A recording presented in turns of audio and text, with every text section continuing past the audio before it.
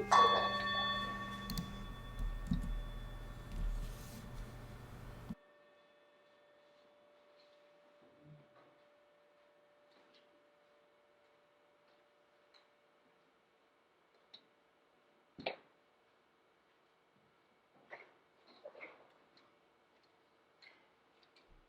Lord be And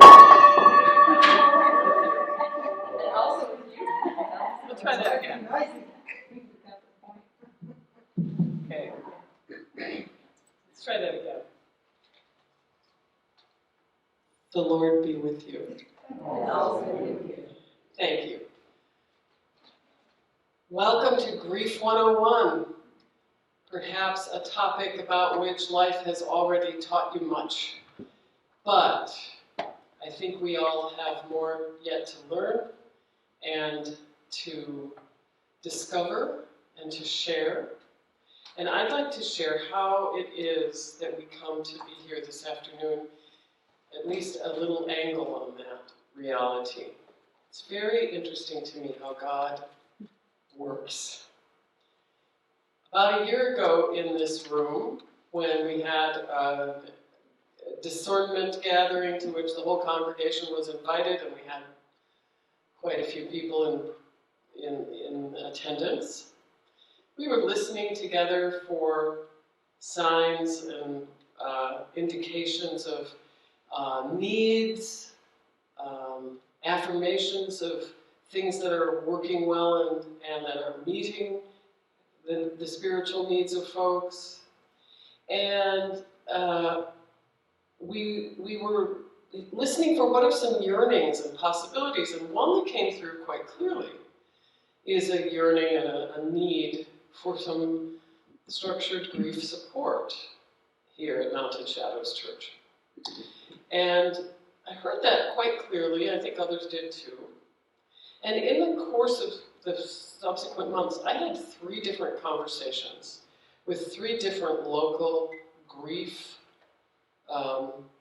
coaches or ministers or workers in one form or another. And they're all fine people. And somehow there wasn't it didn't click.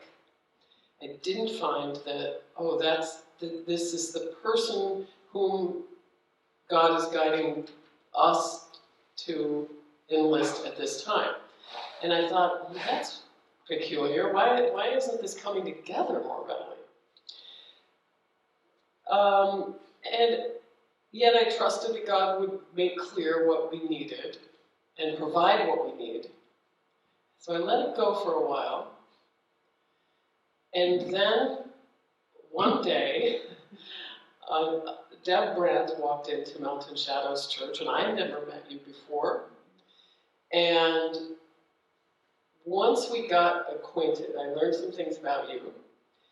And then during Lent, when we had our book group, I experienced you interacting with us, and I realized, I think God was sending you here for such a time as this. And I don't mean to lay a heavy yoke upon your shoulders by saying that, because you get to be here for your reasons. I sense, however, that God knew what God was doing before any of the rest of us did. Ain't that how it goes?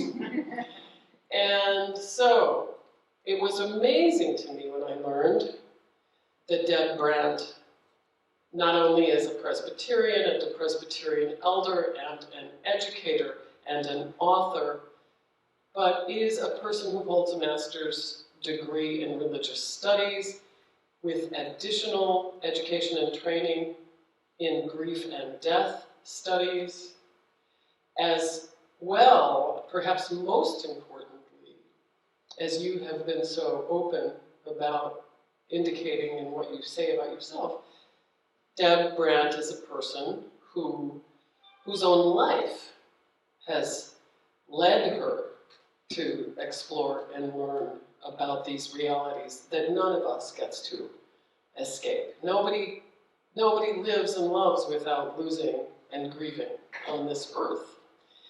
And that you have allowed your life to become the means, and your losses, to become the means through which God has called and equipped you to help us today and to help others as you have done, both as a grief companion and as a funeral celebrant. I take that to be a rich gift and the sort of thing that all of us is called to do. The life we're given, even the really hard parts, are ways where God meets us and calls us and equips us and sends us.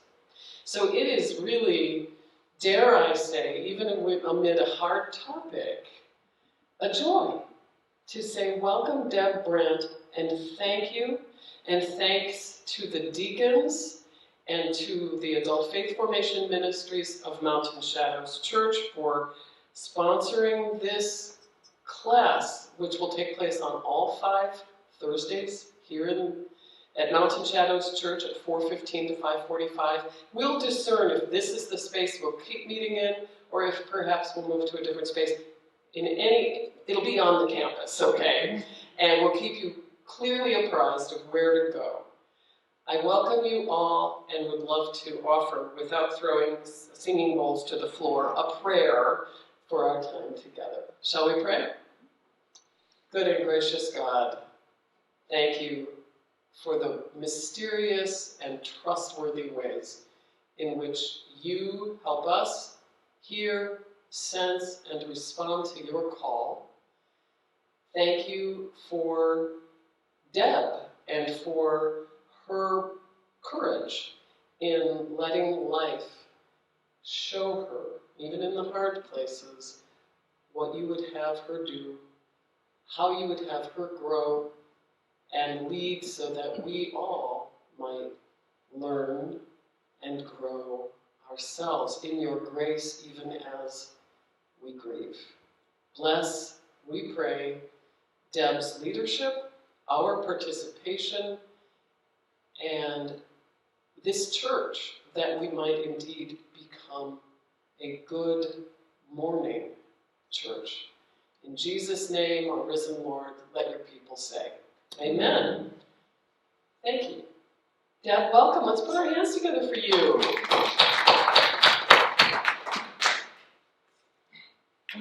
When you perform funerals, no one applauds. Just saying. So thank you. I am so humbled and honored to be invited into this conversation in our congregation, and to also, I wanted to acknowledge your curiosity and your courage for coming and agreeing to attend, wanting to be here, and wanting to think with me about grief and what it means in our lives and in our world. I always like to start either with scripture or a poem. So today I chose a poem, maybe you've heard it before, it's called The Guest House, and it's by Rumi. This being human is a guest house, every morning a new arrival, a joy, a depression, a meanness, some momentary awareness comes as an unexpected visitor. Welcome and entertain them all, even if they are a crowd of sorrows who violently sweep your house empty of its furniture. Still, treat each guest honorably. He may be clearing you out for some new delight. The dark thought, the shame, the malice. Meet them at the door laughing and invite them in. Be grateful for whatever comes, because each has been sent as a guide from beyond. The Guest House by Rumi. In our time together today, we're going to do some things right off to create our container, and we'll be talking about working definitions, why talk about grief, the companioning model, a good morning church, and then as we go forward, we'll also be gathering and honoring our grief experiences, doing a little celebrating together, thinking about ritual.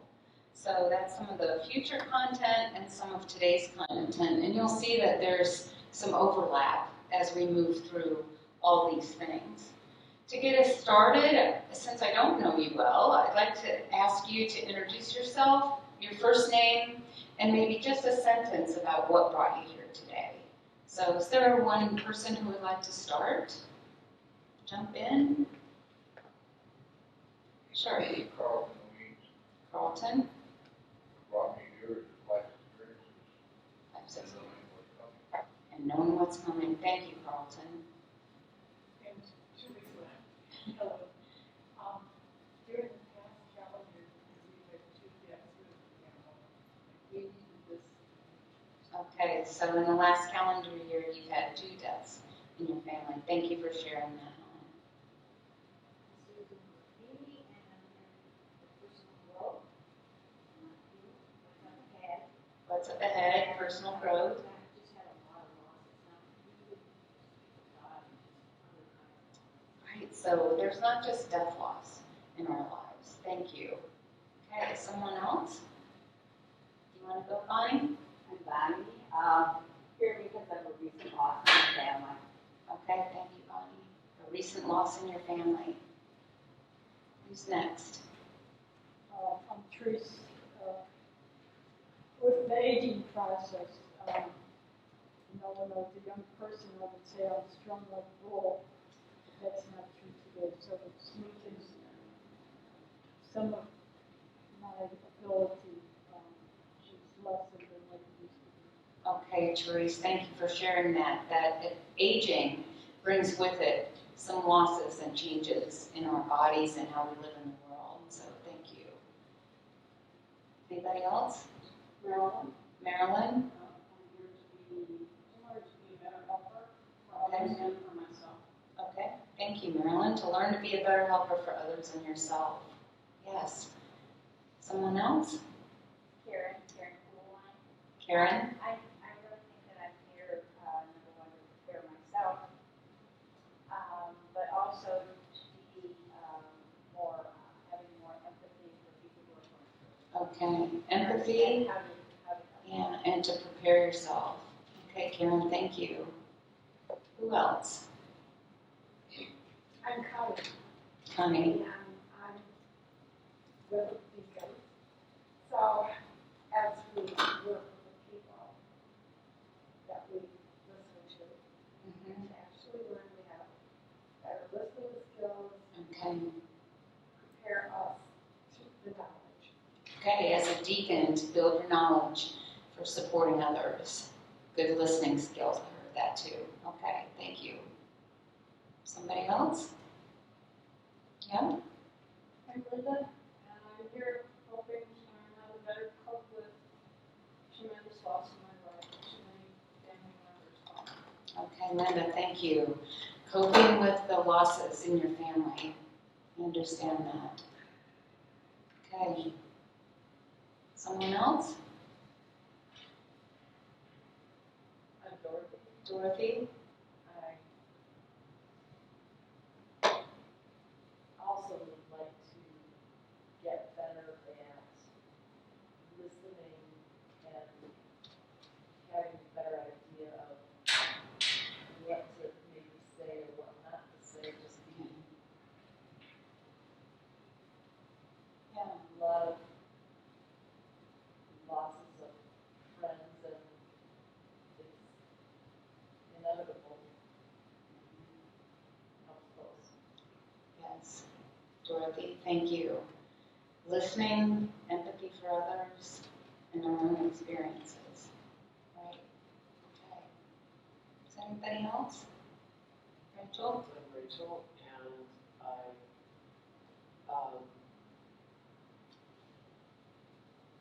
I'm here because I want our church to learn together what we might need to learn in supporting one another. But I'm here for me too, for myself.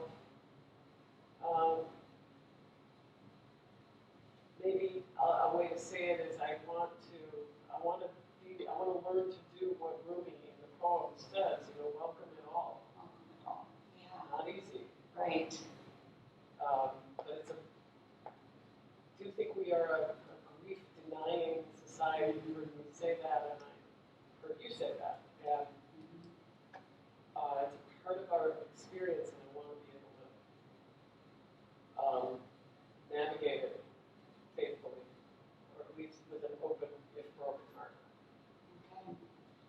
to navigate it with an open and broken heart. It's that both and congregationally and personally, I heard that. Yeah. Anybody else who hasn't shared who would like to? I should have said it's not necessary, but if you'd like to. Suzanne. Suzanne. Straight.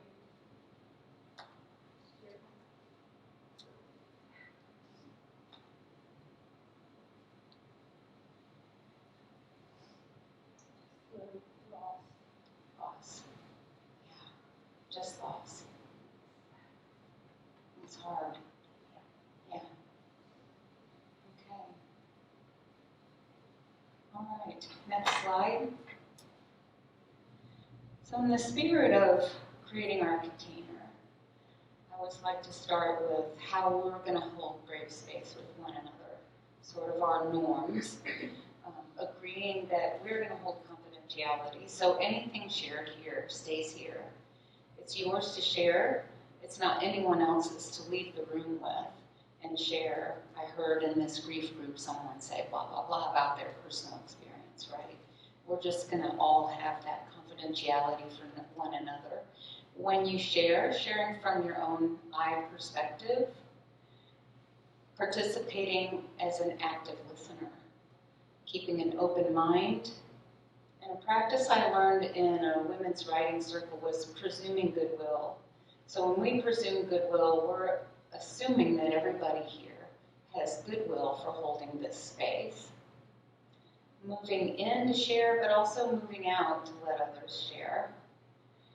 Being curious, minding yourself. I love this expression. I learned it from an Irish poet named Pádraig Ó Tuama. And he said, mind yourself, at a workshop I attended. And what that means to me is, if you need a comfort break, take it. If you need a heartbreak because you're feeling tender, take that too. And that goes for any of the sessions. So just welcome you to take good care of yourself here, but also to take good care of yourself when you leave. Grief is a tough subject. We're spending sacred time being immersed in it, and it also calls for extra self-care. So as Rachel mentioned, I perform funerals, and I had to learn, like, okay, if you're going to be in someone else's grief, like we're going to be naming some of our griefs together, you have to kind of double down on your own self-care. Do that thing when you get home that helps you take care of yourself. Listen to music, go for a walk, move your body, move your heart, write in a journal, whatever that thing is for you.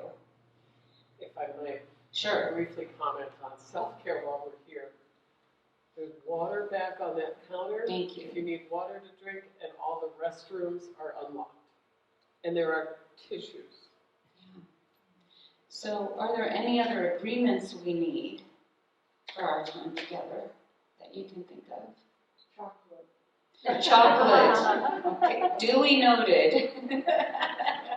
It might be necessary, that's right. Okay. With a nod of your head, can you say, I agree to participate in this way? So, next slide. So to get us started, I always like to provide some definitions. And it's helpful to me to kind of know the difference, because I think that sometimes in our culture we use words interchangeably when they're really not. They're really distinct things. So trauma is that inner injury, a rupture, a split in the self through difficult events or hurtful events. It's not what happens to you so much as what happens inside you, which also tells me that what's a trauma to me might not be as traumatic for you, and what's a trauma for you may have a different characteristic than what's a trauma for me. So we can give grace around that. I came across this traumatic experience description today, and so I added it in. It's from the book The Body Keeps Score. If you're not familiar with this book, it's by Bessel van der Kolk. And he says, traumatic experiences leave, traces on our minds and emotions, on our capacity for joy and intimacy, and even on our biology and immune system. I thought that was really insightful. On the other hand, grief, it's that internal constellation of thoughts and feelings, all the feelings that we have with grief. It's inner, it's a natural response to an external event. And as we've already kind of touched on, grief can come in a death loss and a non-death loss. And then mourning is our outward expression of grief. Next slide. In Lamentations, it says, "The steadfast love of the Lord never ceases. His mercies never come to an end. They're new every morning." I have that one hanging on a wall in our house. The idea that God's mercies are new every morning. Next slide. So when we think about grief, or when you hear the word grief, I wonder what it is that you think of. What are some thoughts that come to you? Just jump in and share when you hear the word grief. Loss. Sadness. Right. A vacuum. Okay. Yes. We often, I think first of the cemetery, of the death losses that we've had. But there are other losses, even in exciting life events. The birth of a child means change in a family, change in a couple. They're not just a couple anymore. They have a new responsibility. It's exciting. There's a little bit of loss in it. Moving, I did this, to a new place. You're really excited to be here. You've left behind maybe a life that you had before.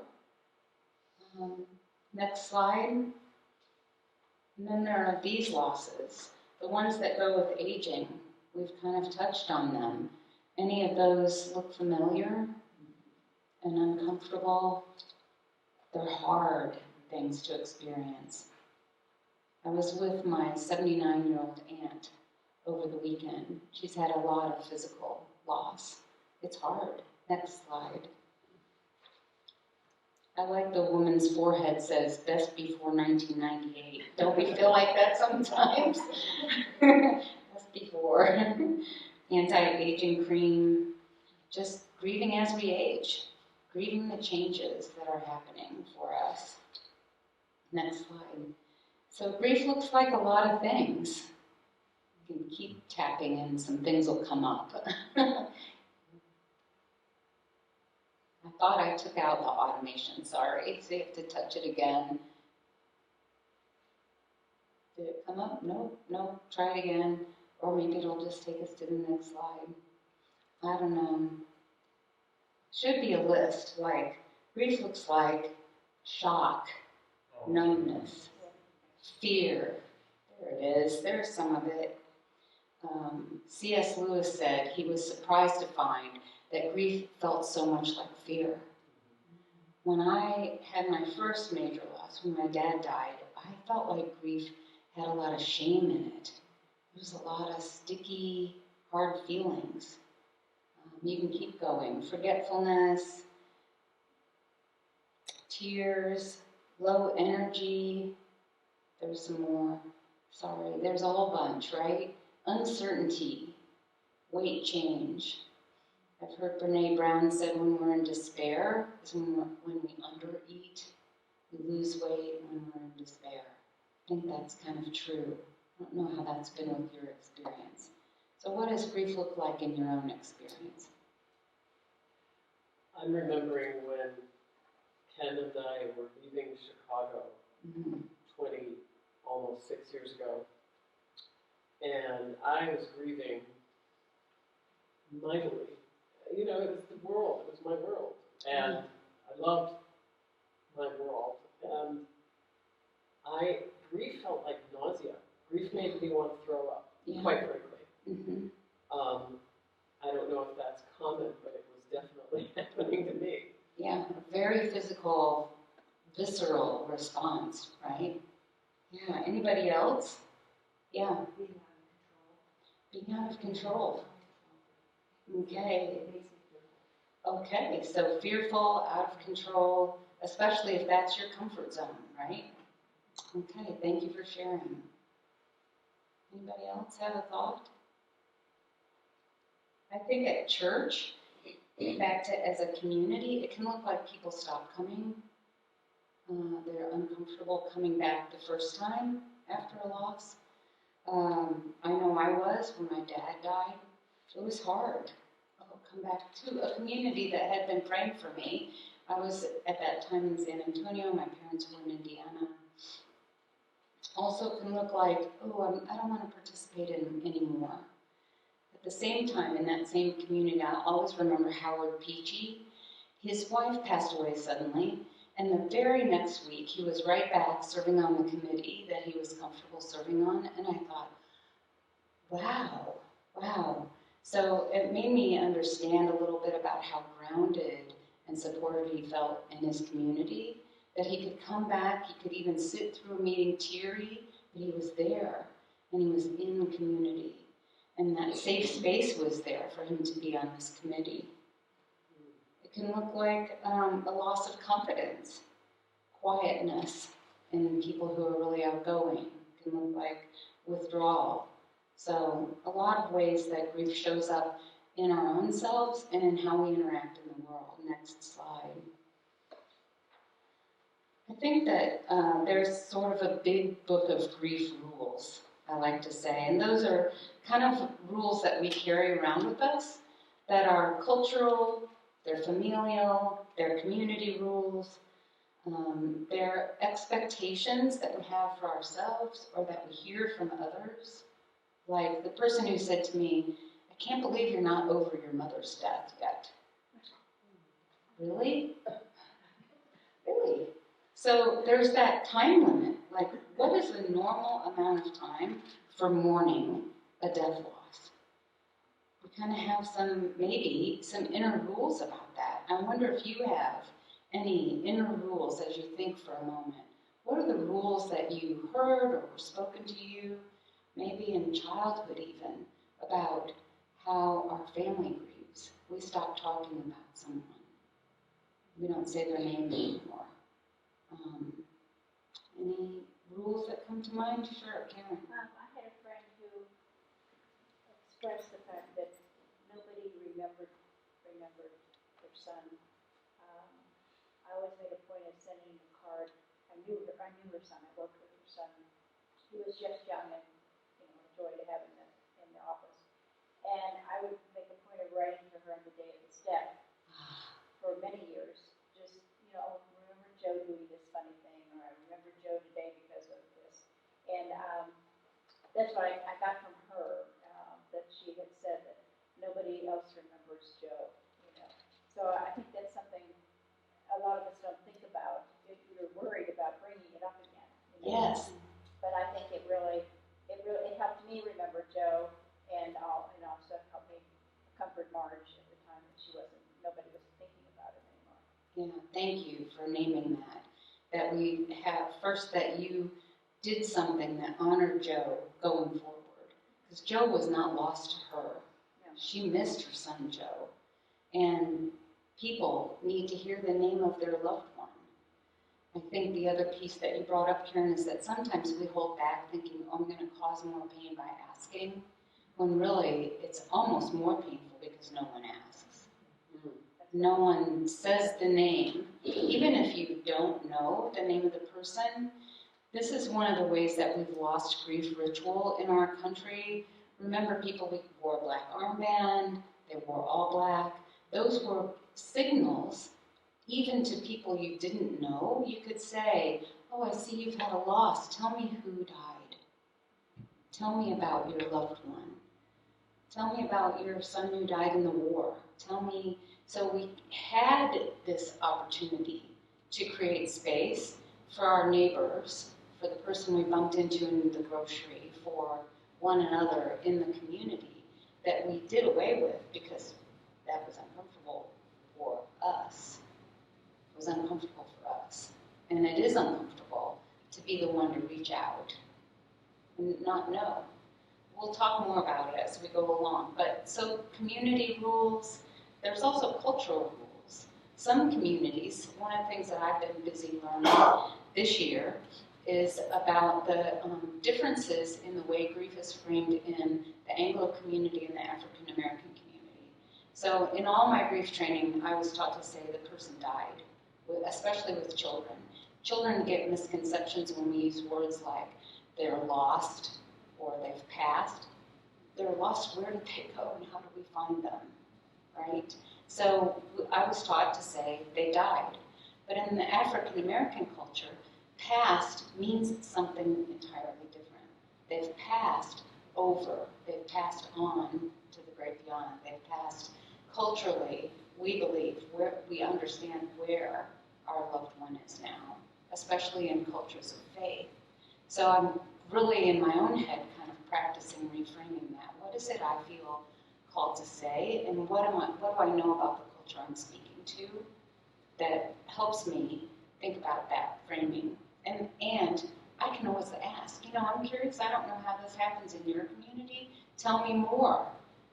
And I asked Philip, my husband, is African American. I asked him, how is that in your community? He said, that's in our age range, but the millennials, they don't think about that way anymore. So kind of also age different determined.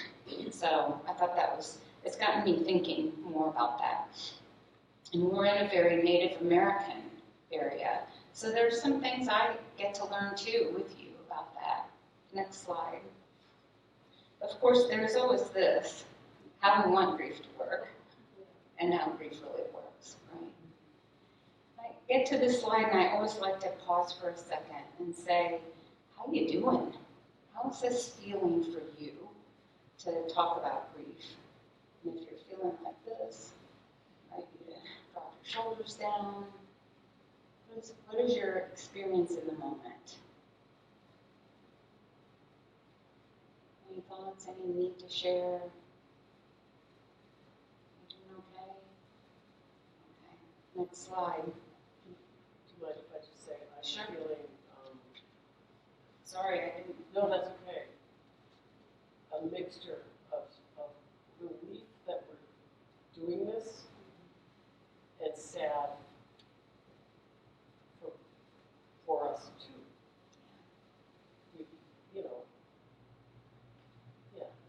So kind of like grieving even this. You know what I mean? Yes, exactly. Yeah. Yeah, there's definitely that pull. Being around my family all weekend. Sad that my aunt is 79 and lives in Montana. And, I love her, I love being around her, and I don't know if I'll see her again. And nor she me. So we hold that tension, and thank you for naming it, for what we hold. So I heard a lot of what not to say and what to say questions in the last few conversations I've had. So on the list of what not to say, it's a starter list, right? And I know I've said these things, so I'm guilty right here. Cliches. Anybody think of a cliche that goes with grief, like you might have heard? They're in a better place. I remember my aunt, this same aunt said that to me about my sister after she died. No, she needs to be with me. She's my younger sister. They're not in a better place in my mind. Not then, anyway. You're so strong. Not always helpful. Any sentence that starts with you should. I know I need to check myself. If I feel like that, you should give some advice. You should keep busy.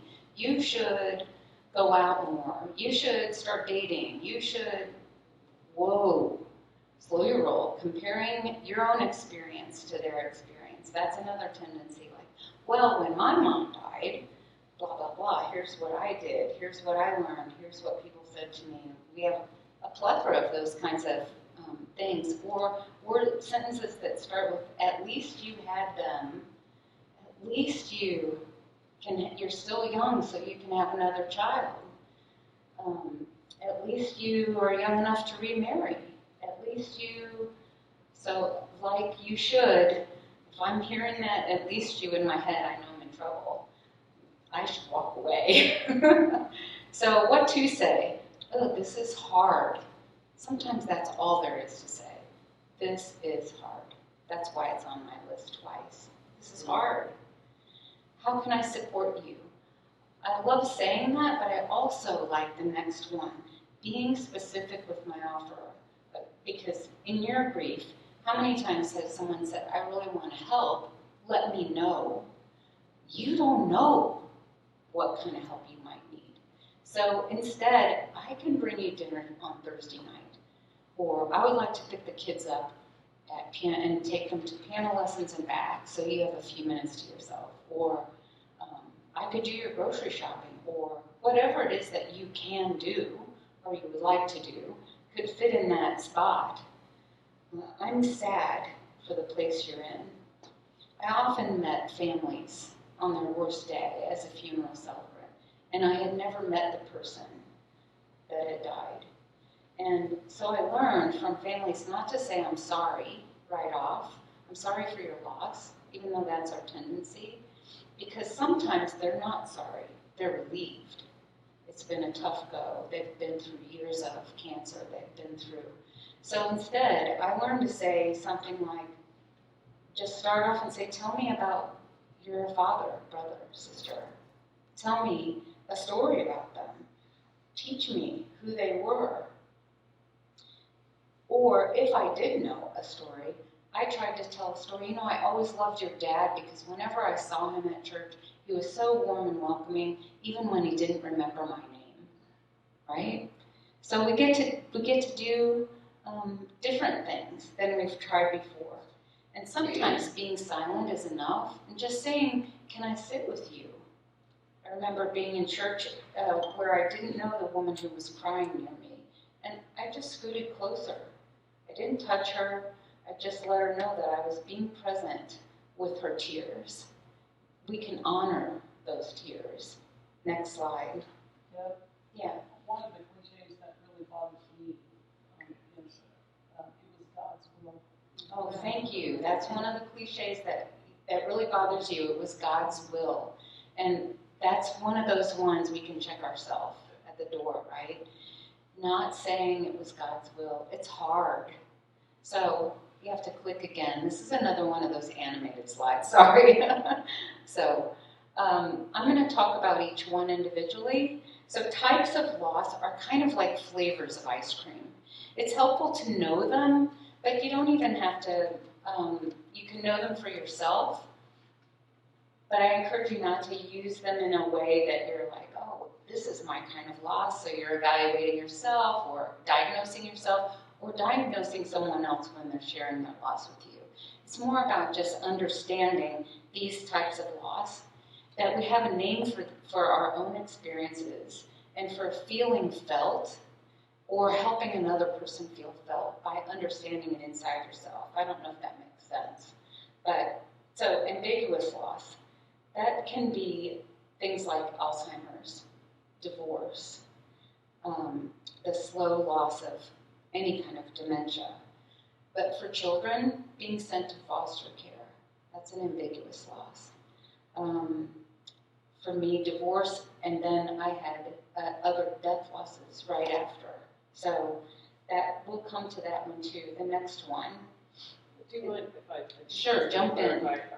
When you say, for example, that a child being sent to foster care is an ambiguous loss, do you mean it's good that there's a foster care person, probably, but the fact that one is needed is not good? Yes. And it's a mixed bag? It's that what you're talking about? Yes, yes. Okay. Thank you for clarifying that. That child is losing maybe a sense of home because they're being removed from their home and sent to foster care. There's all kinds of reasons children go to foster care, right? You can add into that because you may know more than me, but because that's not my experience and it's not an area I've worked in. I would say being unhoused is also kind of in that category. There's a lot of grief in unhoused communities.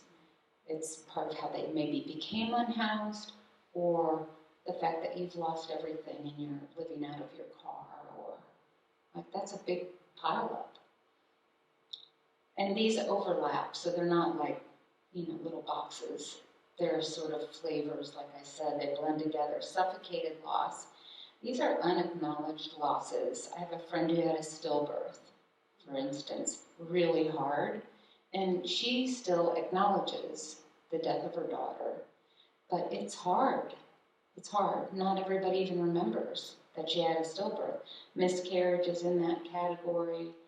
For people of color, having to push down your grief because you live in a violent community, not just necessarily people of color, people who are maybe marginalized. Thank you, that's the word I was looking for. Marginalized community, LGBTQIA, right? So it is really unrecognized grief. Disenfranchised grief is the next one, please. Some on this list would be incarceration, deportation, or deployment is another one. So other flavors, right, of all kinds of loss. Next one, vicarious loss. That's hearing the grief stories of other people. And we can honor that we are all going to and are holding the losses one another bring to this process. Named or unnamed. Next one.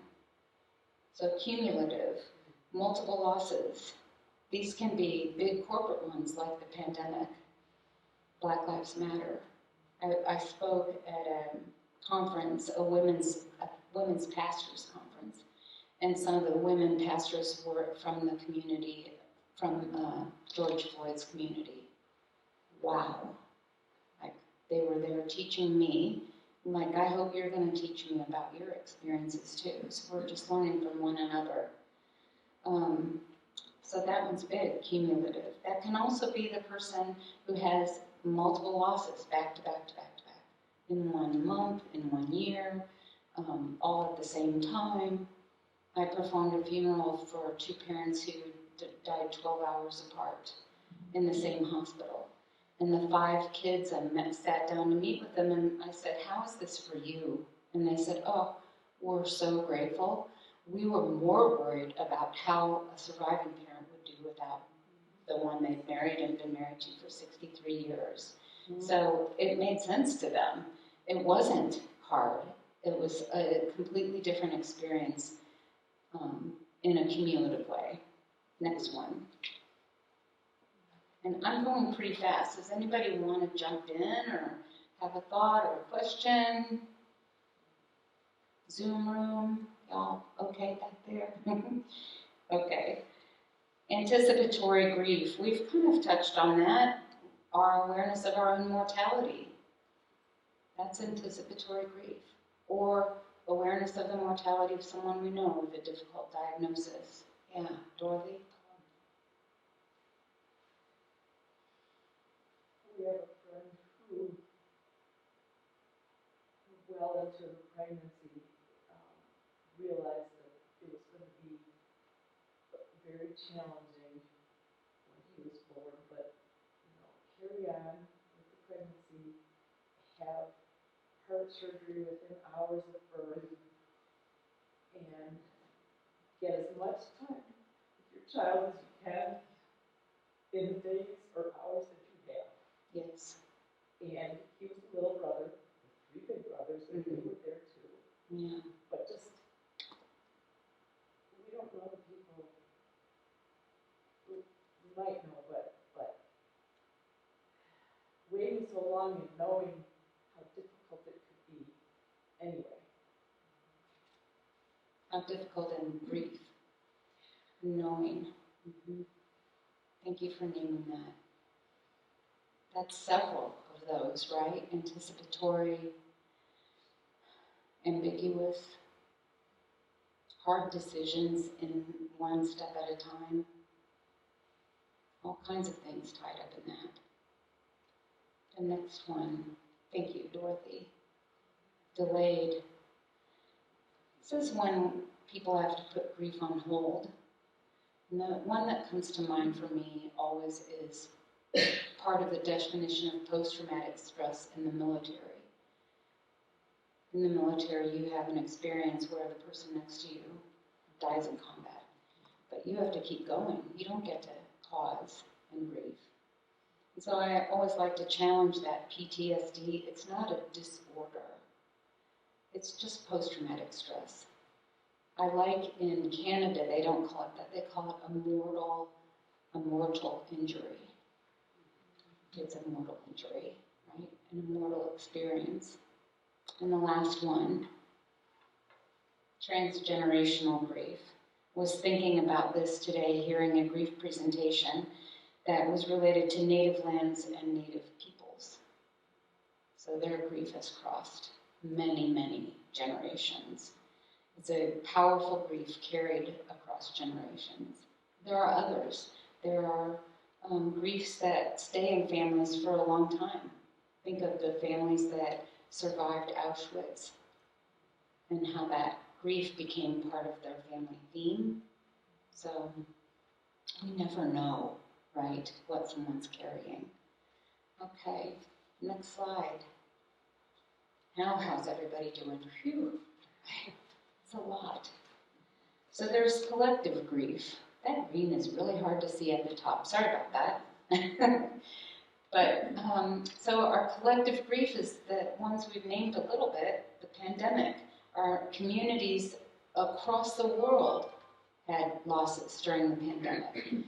And losses in neighborhoods, losses in, I worked at the food bank at an outdoor food distribution center, and one person was collecting food for 6 or 8 families in efforts to protect everyone, right? Another click, and we'll see a big one that young people, I think, are struggling with. Is there another pop-up on that slide?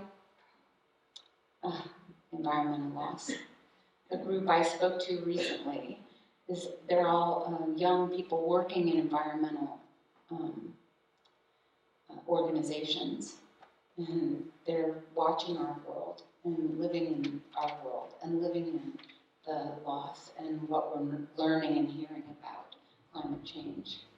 One that's not on our slide is loss from gun violence. And I noticed that, I know that has touched Tucson with Gabby Gifford's shooting, school shootings. I was in South Carolina with friends and saw on the national news the name of a school I have a friend who teaches at when their school shooting was unfolding. So we get that news so fast. That's another part of what it is really hard. So then there I am in North Carolina. I can't reach her. I don't know what's going on. She and her husband both work in this school district. He's a bus driver, so he's busing all the kids that are safe out of the school. All this is happening live on the news. Like, okay, how painful. So those are the community and collective losses that we're all facing. Next slide. All in all, grief's a full body experience. All those things on our list, grief backs up on us. I wonder if you've had grief back up on you in a way that you may not have even thought of until today was, oh, a grief response. Or maybe you knew at the time it was a grief response.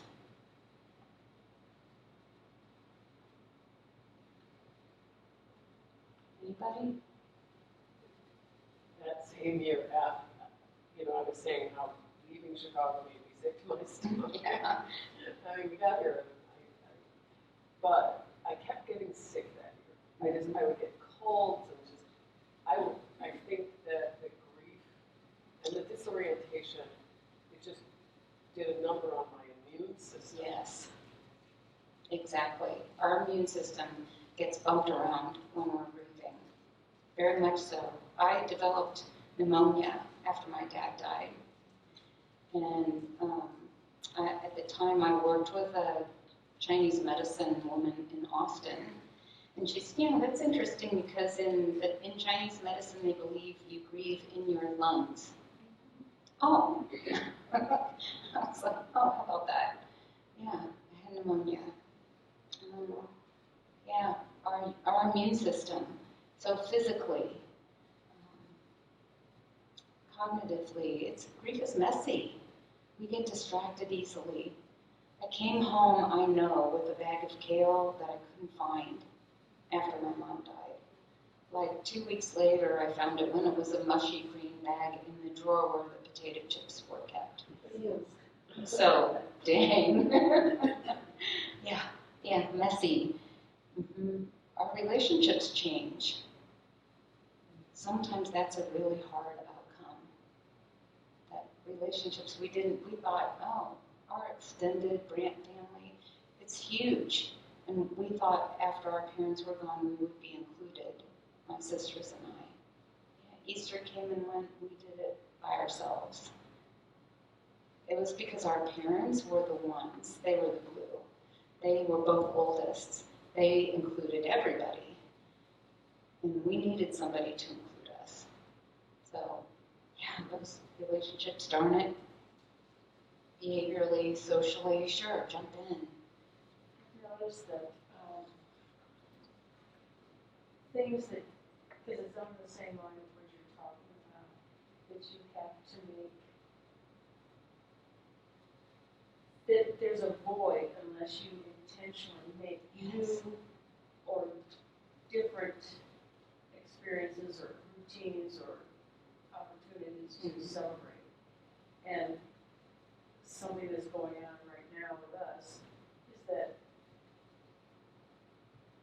during the pandemic, one of the things that we did as our sisters is that every Saturday night, we had Saturday night dinner and a movie. And so it was the five of us, Mary Ann and Wayne, Tom, Linda, and myself.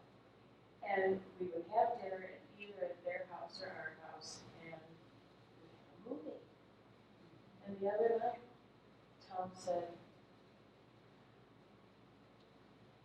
I miss that. Let's invite people over and have Saturday night dinner and a movie, and I was hurt. It was a dagger in my heart. Yes. That was so sacred to me. Yeah. And he wanted to change it, make Yeah. it different, make it something else that, and it's like, oh, That is in that container. That was that tradition. I hear that.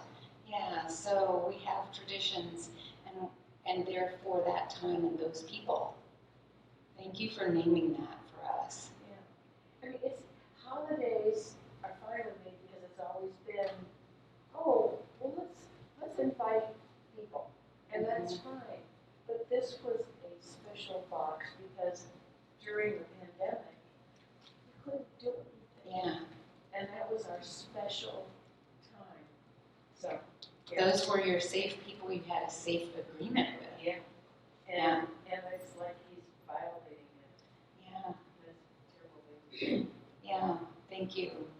But part of that, is he didn't know what to say. He thought it was going to be a good thing, and he didn't know that you held that place. Secretly. Right.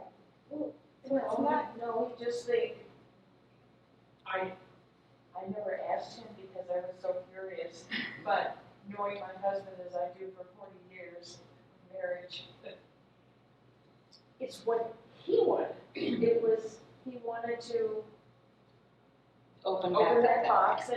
and Mhm. do that again. Yeah.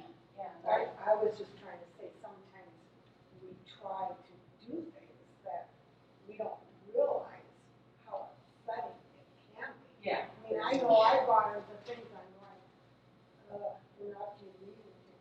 Yeah, she went, I mean, this whole learning, and you need to go over it again because we are so habit. We are. Yeah. Like little repeating habits. Yes. Yeah. We have to be reminded, you know, I think these classes being repeated is so important because these are not things that we do all the time. No. And it has to be, we need our reminders. Yeah. Because we are only human.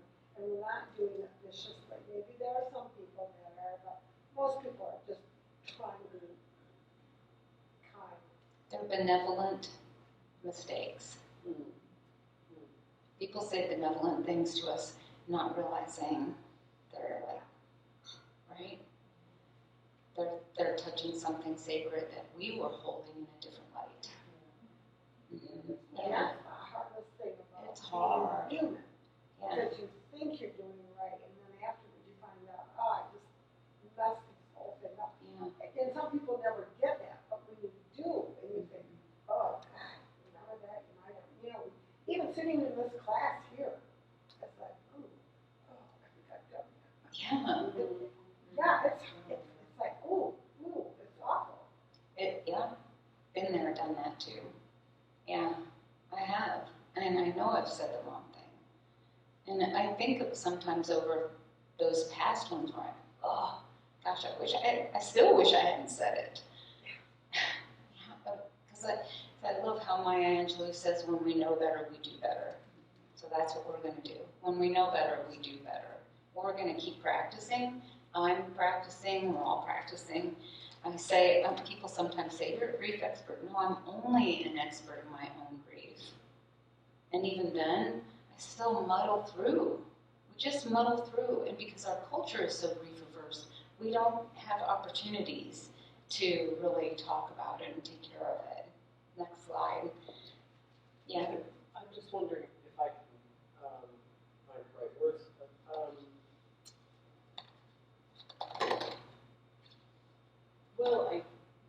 When we know better, we do better.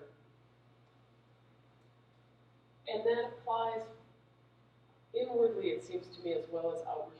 Yeah. Like, I just think it's so important, for me anyway, to be kind to myself about being human and imperfect and needing to learn and getting it wrong sometimes. And I just need to keep reminding myself, and I don't know anybody who doesn't really, Right. that we live by grace, and that God is not a scorekeeper who's like, man, you blew it, it's too bad, You messed that up. You messed that up, and that was your shot. It's just not. It's not like that. But I can be hard on myself, and I know a lot of people can be, and it isn't. So I guess I feel like, I need to be able to grieve my mistakes, Yeah. and then accept the grace that takes care of those. Yeah, right. Give myself the grace I know God has given me in that moment. And I tried. I made an effort, so that counts. Even if I didn't do it well, or well in my own estimation. And our God gives us so much grace for the whole scope of the messy people we are. I love that. Thank you for reminding me that we get to give ourselves grace and God gives us grace. Yeah. So I also think we just get to have a little humor in it. Sometimes the elephant says, even if I stand in the middle of the room, no one acknowledges me. Isn't that the way grief is sometimes? Next slide. And then Bell Hooks wrote, where there is grief, there is powerful, enduring love. And we're acting in love when we make those mistakes even, right? We're doing them out of our love for our friends, or our family. Yeah. Are we going to be speaking at all about when grief is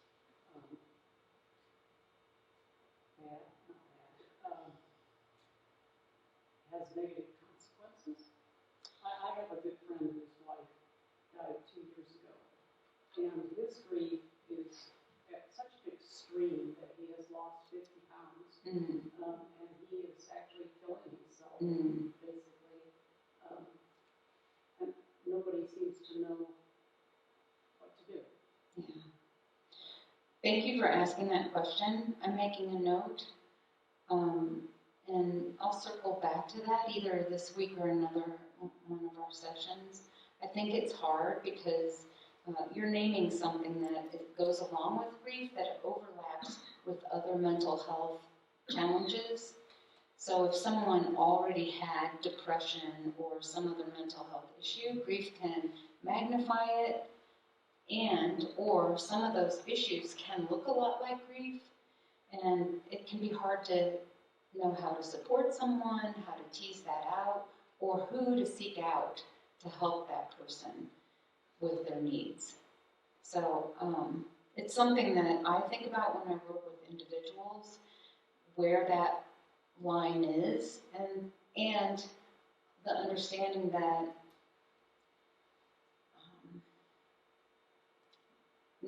we can't, it's not my job or our job to help everybody. We're not all good at it. And sometimes even the help we offer may not be received. And that's a hard thing too, because there are choices being made. Sure, Therese? One of the things that just came to mind is that so many times God puts the right person in your life during the rough times of grieving, but then you kind of pull back and you don't accept their loving moments. We can minimize them sometimes, like, well, yeah. And then a little bit earlier, and I haven't thought of this in years, my sister and I were on vacation, and she was 57. Her husband died 14 months before, so she was grieving, and then she had a massive heart attack in her room, and she was 8 days brain dead. So that was a pretty traumatic, and then the kids came and all that. But then when I finally got home, and I went to sleep in my own bedroom, apartment, and I'm a warm person always, and my bed was above a furnace, a boiler system. And I woke up in the middle of the night, I was freezing, I was shaking. I felt like the ice cubes was throughout my whole body. I tried to put on an Afghan, I had trouble grabbing it. And I thought I was going to die, I was so cold. And I didn't know what to do with that information, and so a friend of mine that's a nurse, and she was vice administrator at that time, I told her, and then she said, "You went through a shock." I just didn't, my whole body just went into a shock. And so I've never shared that story before out loud, so maybe it's something I need to write about in one of my next book, or that people realize all the different levels of grieving comes out in so many different ways. It comes out in so many ways. Thank you for naming that and sharing your experience, that grief shows up sometimes in delayed ways. And maybe your friend who's losing so much weight, his grief is complicated, and he's having some kind of response, and it's hard to know how to help, how to be supportive. And yeah, I'm going to do a little digging in my own work to see what else I might offer you as we go along, because it's a good question. What about when grief's being reflected in negative ways, or in creating concerns for someone else? So thank you for asking that. Next slide.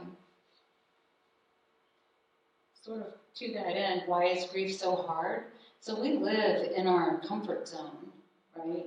And grief is normal and painful, unpredictable, always changing. We can't control it. We've mentioned that. It's uncomfortable. And it pushes us out of our comfort zone. It can push us into fear for a while. It can push us into places where we feel less confident. It can push us further into growth and learning, where we start dealing with the changes that we're experiencing. We're able again, after being in that fearful place, to find our way a little bit forward. Sometimes it takes a long time to find our way, and that's where there's no time limit. We just get to come alongside our grief and become more familiar with it. It's not like it's going to go away. It's going to change. So, next slide. And this kind of points to why I talk about it. I love that Fred Rogers said, anything that is human is mentionable, and anything that is mentionable can be more manageable. So if we talk more culturally and in our congregation and in our families about our grief, we make it more manageable for ourselves and for those around us. I like to think about sort of the tip of an iceberg. Our grief might be there, but all the things under the waterline are happening inside us. And when we can talk about it, we bring that waterline that's here down a little bit, and we can feel more breathing room around our loss. It helps us to talk about it because it's a normal part of life, and we can know that it's not a mental disorder. We're not going crazy, even when we feel like we are. And we can challenge myths about grief. I think one of the ones that I like to talk about is, I love the work of Elizabeth Kubler-Ross, her stages.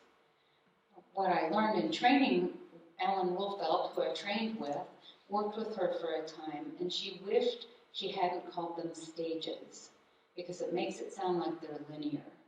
And all her work was with dying patients, not with, they were grieving because they had that anticipatory grief. They were arriving at the end of their life. But it was different for their family members who survived. So the stages are there and they're relevant, but they're not all of how we grieve. We get to acknowledge and address injustices. One of the things that I have a friend who works in grief in New Jersey, and she talks about the social justice issues embedded in grief. For instance, if you're an employee in a company, you may get 3 days off as part of your bereavement package. 3 days isn't very long to do very much, right? If you're a day worker and you're not working, you're not getting paid. So you get 0 days off when you might need them the most because you have to keep working.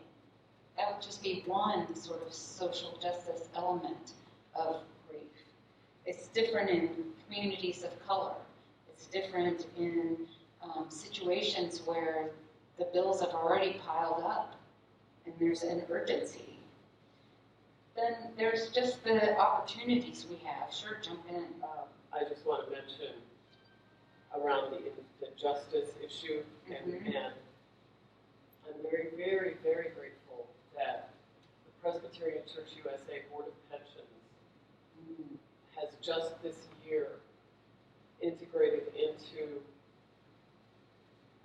its provisions for church employees a very spacious family leave mandate that includes time for bereavement, because it takes more than 3 days for people to even get to where they need to be to have a funeral. Yes. Right? If you have to That's travel to another city,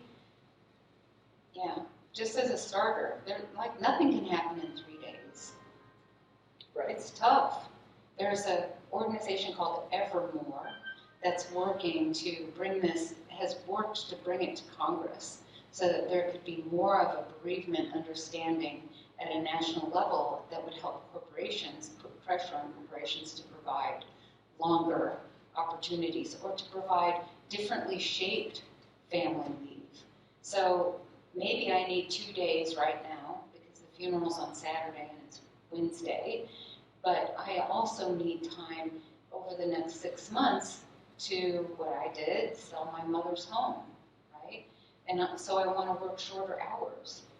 And I'm actually a better employee if I can come in and work shorter hours than if I'm trying to cram it all in and then rush over and organize all the things in the house. So,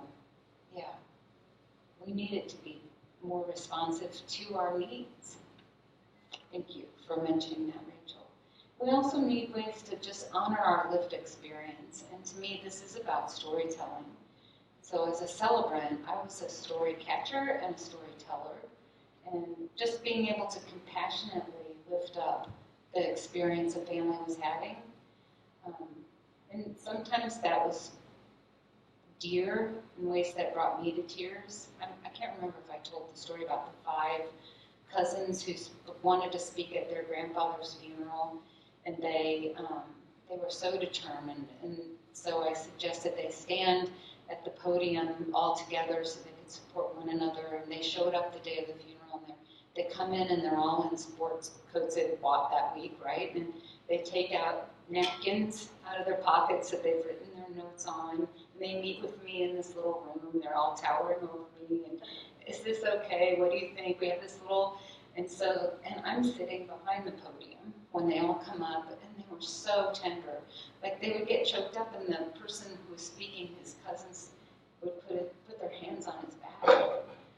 And they told such great stories about their grandfather and what he meant to them. And I'm thinking, oh, I'm so glad no one can see me.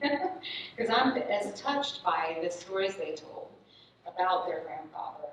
And like within 2 weeks, their grandmother died. And I showed up at the same home, to have the same family meeting. The 5 cousins are there, and they take one look at me and they said, "We are not speaking again. We're done. You have to do all the speaking this time." So, but it was about honoring their lived experience. They did it, and they were so proud of themselves, and they knew they couldn't do it again. So, next slide, please. So, what does a good morning community look like? These are some of the things. Understanding that grief is a natural part of living and loving, and that we hold that container. That grief is adaptive and non-pathological. That grief is contextual. It challenges all of us. Grieving people need others to navigate their experience with them, to come alongside. And grieving people need personal empowerment and agency. Next slide. So these all came from the Dougie Center, just a little plug. If you want to look up more, they have a great podcast. And they're a national center for grieving children and families. They have tons of resources for everybody that are free. So this is from their call to action. They are working and promoting that we all need to be better at speaking grief. So more of their comments: grief and losses challenge our sense of safety in the world. Boy, isn't that true of the pandemic? It challenged all of our sense of safety in what we know. Grief calls us to pay attention, including inviting us to pay attention to how we're living our own lives and our own mortality. What's important to me now?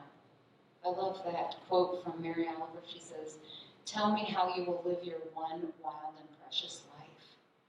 It's like, am I living my one wild and precious life? Grief is dynamic, and it cannot be fully defined by stages or phases. There's no one right way to grieve. It's just so personal, and it's not a finite experience. It can be an experience of softening over time, of our own gaining confidence and coming alongside our grief. But my parents have been gone 20 years, maybe some of yours too, right? So we still hold that grief. It's still my dad who died. Okay, next slide. So the companioning model, and I'm watching our time, next slide, just so we have time to talk about this today. Companioning is, next slide. It's honoring the spirit of another with compassionate curiosity, coming alongside, bearing witness, respecting disorder and confusion, and holding safe space for all the feelings of loss. Next slide. That's a big kind of definition of it. In the packet you'll take home, I'll send you away with the 11 tenets of companioning. So, but these are some skills. This is perhaps my favorite one, the top one. WAIT. It's an acronym, right? Why am I talking? Such a good one. I have to say it to myself. I hear it in my head now sometimes. Wait, is this my thing to say? Companioning is about opening the doors, being curious. I wonder what this experience has been like for you. I'll always remember a friend who took me to lunch not long after my mom died. And she said to me, just tell me about the day. What happened? And I just, shared a whole bunch of, not even in order, because I couldn't do it in order. This was like within the month that my mom died. But she opened the door, and then she just listened. She'd say, oh, tell me more about that. She just stayed in her curious place. Next click. Oh, we get to follow the other person's lead. That's where we get to notice when we say, when we do a little check-in, tell me about how you're doing. If they bring it up, then we can follow their lead. Or we can say, I was thinking about your dad today, and I was remembering, and then seeing how they respond, sort of that reading the room. Seeing that. Next one, mirroring and expressing empathy. So helping them know that their feelings are felt.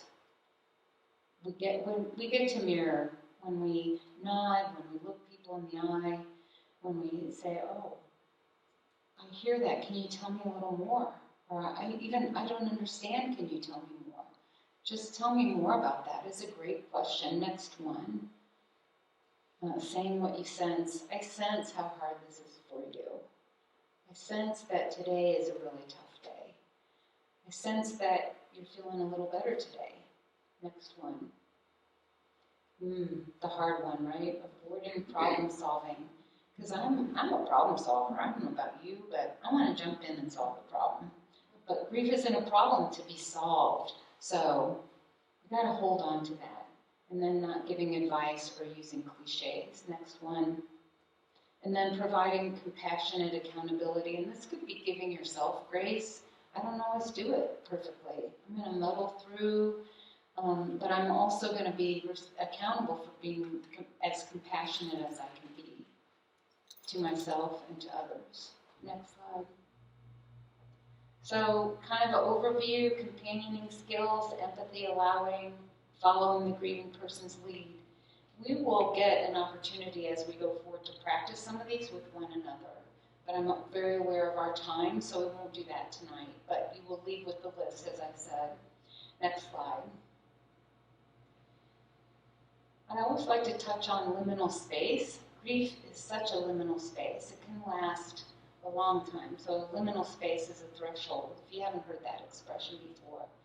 It's that place where we're between maybe before and after. The after is unclear. We're on the threshold. It's also a time to think about living in the and. I like that expression, both and. I think it can be hard to understand sometimes. It's not in your repertoire. What is both and? Someone asked me that recently. And I said, you know how when you're at Thanksgiving dinner and you've eaten too much, and you're like, I am stuffed. I could not eat another bite. And then someone comes in and says, would you like some pie with some whipped cream on it?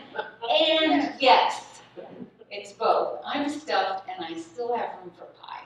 So when we live in the and, it's a way of accepting what is while staying open to the possibilities of what might be. I'm stuffed and I have room for pie. It's learning to hold two things that feel like opposites alongside each other without judgment or without choosing one over the other. Next slide. I've just become familiar with Cole Arthur Riley. She's a beautiful poet and writer. Her first book was called This Here Flesh, and she recently published Black Liturgies. They're beautiful.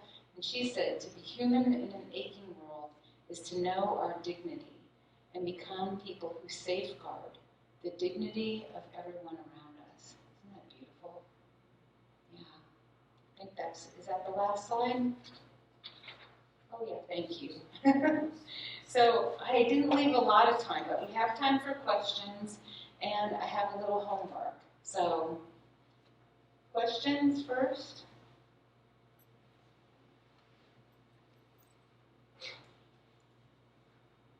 Deb, I have a question. Sure. And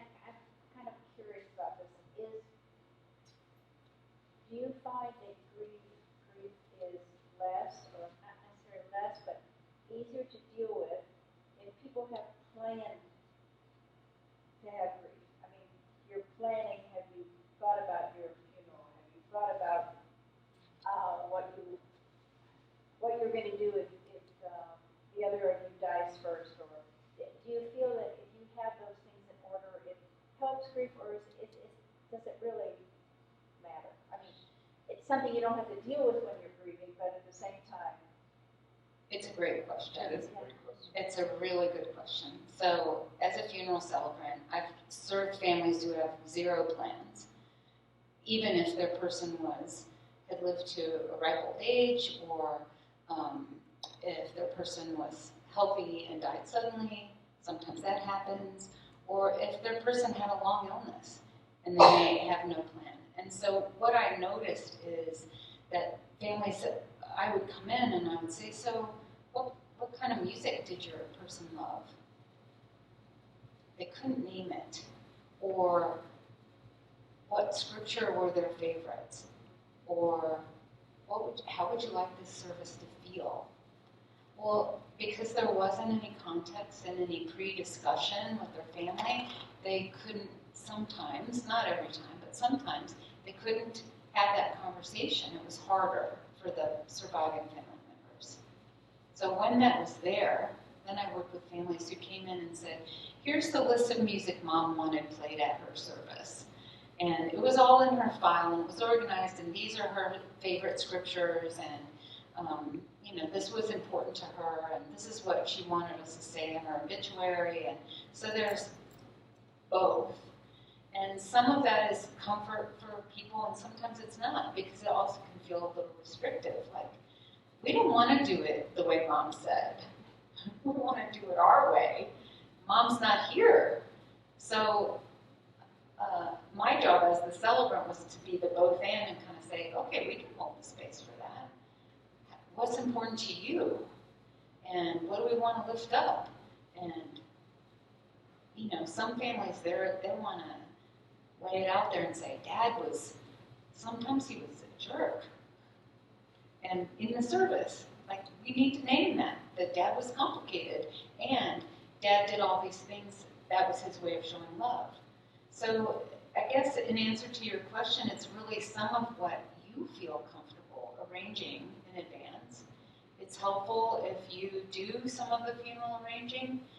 One reason is because you can pay for your funeral at costs now, but you may not die for 10 or 15 years and the costs are different, but it's held at this cost.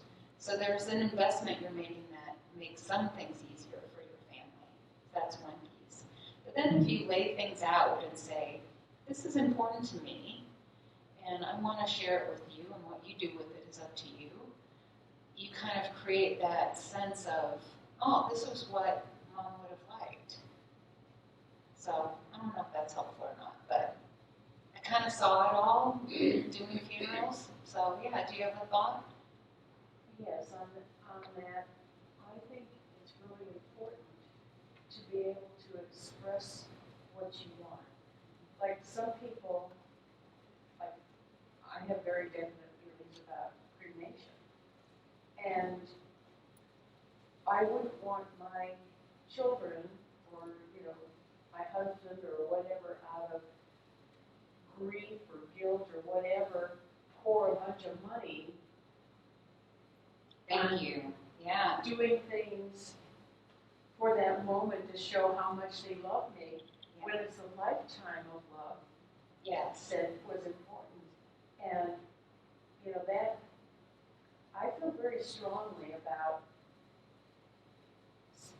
spending money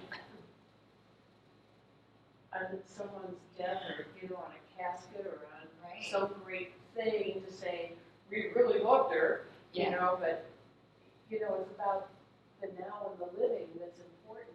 Yes. And, to say how you really want to be, cared for after your life essence is Yes. left. Yes, thank you. I think that's a beautiful example. It's important to you, and you've expressed that to your family. And I think that we get to do that. We get to share what's important to us. Cremation is important to me, and here's why.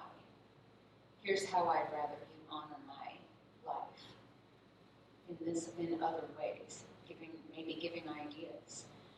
My sister's mother-in-law passed away recently, and she wanted them to just have a dinner at her home, and she wanted it catered, and she knew who she wanted it catered by, because she didn't want any of them to have to do cooking or cleanup. So she was really specific. Like, I want you to cater this celebration gathering. I don't want a big funeral. You know, she laid it out for them. And in a lot of ways, that made it really easy. Made it really comfortable for everybody. And they were able to then just choose a time frame that worked, because there's 7 grandkids and they're all young adults working. So that, you know, so, yeah. And I think it turned out beautifully, because the caterers came in, they fixed it in her home, they were in their grandmother's house. Yeah, do you have a thought, I Rachel? was wondering if I could respond a little bit to your question, Karen. Does planning and preparing make grief easier? Did I hear you? My sense, based on my own family and ministry experience, is that on the one hand, making plans can mean that a family, or, you know, yeah, let's just say a family is facing the reality that we're mortal, that we die. And so there might be some faithful realism at work when people plan. And that might ease some of the shock and just like, oh my God, what do we do now? Kind of a response. And it's not my sense that even though that can be helpful to people in the immediate aftermath of a death, I think as we're hearing and as our lives teach us, the grief experience is so rich and varied that it can still, even the best planning, and I have worked with some families or some individuals who were dying and were exceedingly particular about, this is what shall happen at my memorial service. And that may have helped the dying person, but I don't think it actually helped much with alleviating the grief of the survivor. Because I think grief is a kind of a wild animal. And sometimes the planning can give us the illusion of control over that wild animal who is going to have her way, you know? And not kill us, but sometimes make us feel like, I don't know if I can survive this. So, I don't know, how do you respond to it?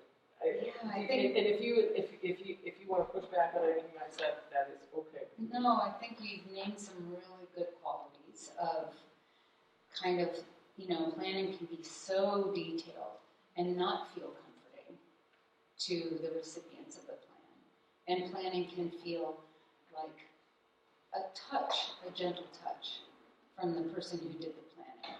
So it's not so detailed, but it's just, I think, also more about the conversation with adult children.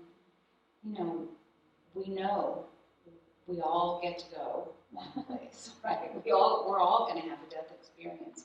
So how we help the people we love with our death experience is by opening conversations when we can. And, you know, my parents were in a generation where you just didn't talk about that. So we didn't have role models for that. I didn't. So I think, yeah, go ahead.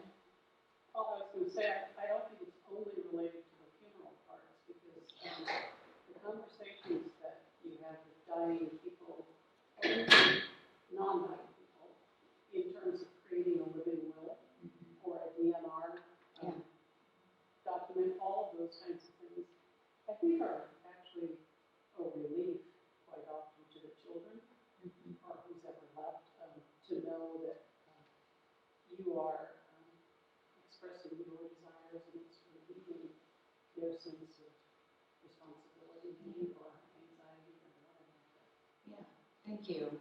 I think, yes, living wills and DNRs are really important to have if and when. I mean, that's been in my experience. My sister had, she had very specific DNR instructions to my other sister and I. And it was helpful. We carried those around with us back and forth to the hospital in the day at the end of her life. And they gave us not only comfort because we knew what she wanted, but also gave us a tool to say to the hospital staff, look, this is what our sister wanted. We have it right here. So it was a good resource to us. We know what she wants. It was hard. It was really hard, I'll admit, but it was also helpful. Well, sometimes you have absolutely no clue that something is going to happen. Right? It could be an accident, it could be something very swift. Yeah. And to me, it was, when my husband died, it was a great relief to know that we had prepared things in advance. Yeah. You can't think of everything when you're in the middle of it either. So, yeah. Yeah. I think we have. I wanted to invite you. I'll just leave cards on this little table. If you would, take a card and on one side write a little bit about your experience today, maybe what was helpful.